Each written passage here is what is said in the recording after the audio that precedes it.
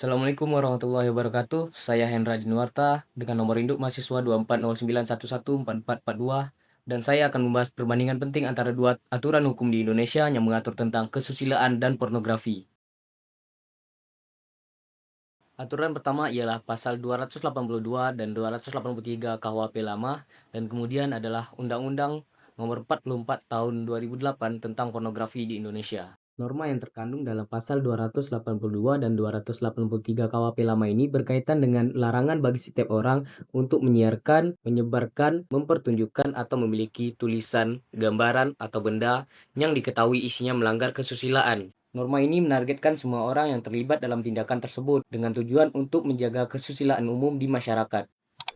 Pada pasal 282 KUHP lama, bunyi pasal ini secara singkat mengatur barang siapa dengan sengaja menyebarkan tulisan, gambar, atau benda lain yang isinya melanggar kesusilaan diancam dengan pidana penjara paling lama 1,5 tahun atau denda. Dalam pasal 283 KUHP, pasal ini menyatakan barang siapa dengan sengaja memberi atau menunjukkan tulisan, gambar, atau benda lain yang isinya melanggar kesusilaan kepada anak di bawah umur 17 tahun, diancam pidana penjara paling lama 9 bulan.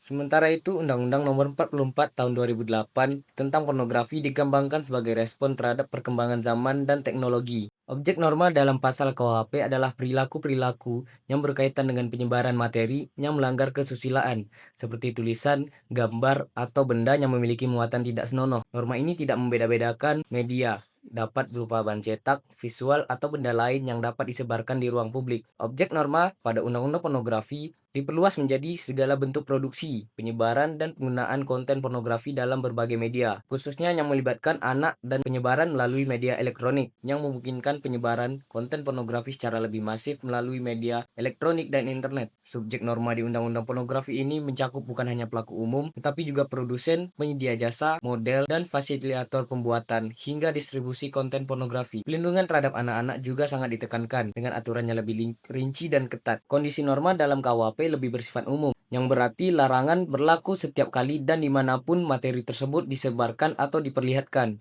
termasuk larangan khusus apabila materi tersebut diberikan kepada anak-anak di bawah umur. Adapun kondisi norma dalam Undang-Undang Pornografi meregulasi secara spesifik tempat dan cara pembuatan serta penyebaran konten tersebut, termasuk larangan eksplisit terhadap pengedaran di tempat umum dan melalui internet yang dapat diakses secara luas. Modus norma dalam KUHP lama bersifat larangan tegas, disertai ancaman pidana dan juga denda yang cukup ringan bagi pelanggar norma tersebut. Modus di dalam norma Undang-Undang Pornografi juga bersifat larangan, namun dengan sanksi pidana yang jauh lebih berat, termasuk penjara hingga belasan tahun dan juga denda yang besar sebagai upaya penegakan hukum yang lebih efektif. Dengan demikian, norma dalam KUHP lama lebih bersifat umum dan tradisional dengan sanksi yang relatif ringan, sedangkan norma Undang-Undang Pornografi lebih spesifik, ketat, dan menyentuh aspek tindakan kontemporer seiring kemajuan teknologi dan dampak sosial yang lebih luas akibat penyebaran pornografi.